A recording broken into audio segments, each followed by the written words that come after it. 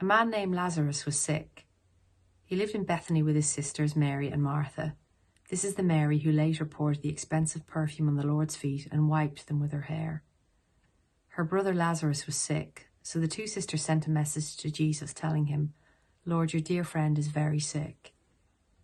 But when Jesus heard about it, he said, "Lazarus' sickness will not end in death. No, it happened for the glory of God, so that the Son of God will receive glory from this." So although Jesus loved Mary, Martha, and Lazarus, he stayed where he was for the next 2 days. Finally, he said to his disciples, "Let's go back to Judea." But his disciples objected. "Rabbi," they said, "only a few days ago the people in Judea were trying to stone you. Are you going there again?" Jesus replied, "There are 12 hours of daylight every day.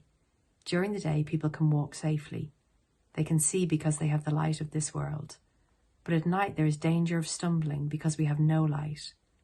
Then he said, "Our friend Lazarus has fallen asleep, but now I will go and wake him up." The disciples said, "Lord, if he is sleeping, he will soon get better." They thought Jesus meant Lazarus was simply sleeping, but Jesus meant Lazarus had died. So he told them plainly, "Lazarus is dead. And for your sakes, I'm glad I wasn't there, for now you will really believe. Come, let's go see him." Thomas, nicknamed the twin, said to his fellow disciples, "Let's go too and die with Jesus." When Jesus arrived at Bethany, he was told that Lazarus had already been in his grave for 4 days. Bethany was only a few miles down the road from Jerusalem, and many of the people had come to console Martha and Mary in their loss. When Martha got word that Jesus was coming, she went to meet him, but Mary stayed in the house. Martha said to Jesus, "Lord, if only you had been here, my brother would not have died. But even now I know that God will give you whatever you ask."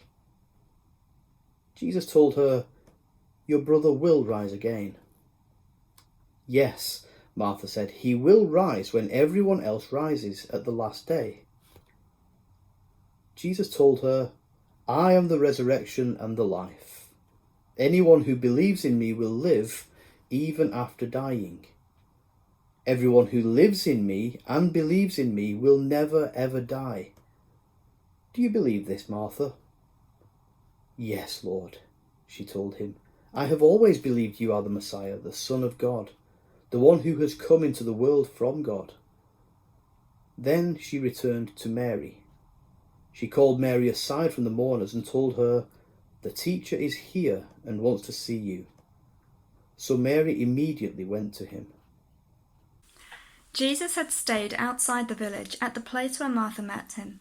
When the people who were at the house consoling Mary saw her leave so hastily, they assumed she was going to Lazarus' grave to weep.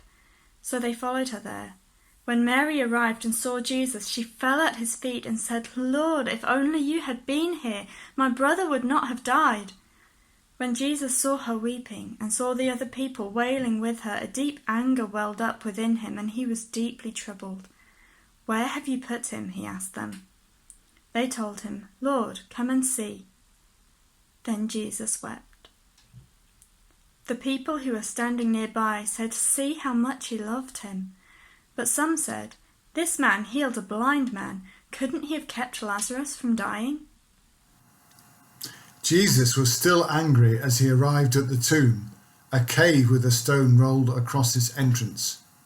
"Roll the stone aside," Jesus told them. But Martha, the dead man's sister, protested, "Lord, he has been dead for 4 days. The smell will be terrible." Jesus responded, "Didn't I tell you that you would see God's glory if you believe?" So they rolled the stone aside. Then Jesus looked up to heaven and said, "Father, thank you for hearing me. You always hear me, but I said it out loud for the sake of all these people standing here, so that they will believe you sent me." Then Jesus shouted, "Lazarus, come out!" And the dead man came out, his hands and his feet bound in grave clothes, his face wrapped in a headcloth. Jesus told them, "Unwrap him and let him go." Many of the people who were with Mary believed in Jesus when they saw this happen, but some went to the Pharisees and told them what Jesus had done. Then the leading priests and Pharisees called the high council together. "What are we going to do?" they asked each other. "This man certainly performs many miraculous signs. If we allow him to go on like this, soon everyone will believe in him. Then the Roman army will come and destroy both our temple and our nation." Caiaphas, who was high priest at that time, said, "You don't know what you're talking about. You don't realize that it's better for you that one man should die for the people than for the whole nation to be destroyed." He did not say this on his own. As high priest at that time, he was led to prophesy that Jesus would die for the entire nation, and not only for that nation, but to bring together and unite all the children of God scattered around the world. So from that time on, the Jewish leaders began to plot Jesus' death.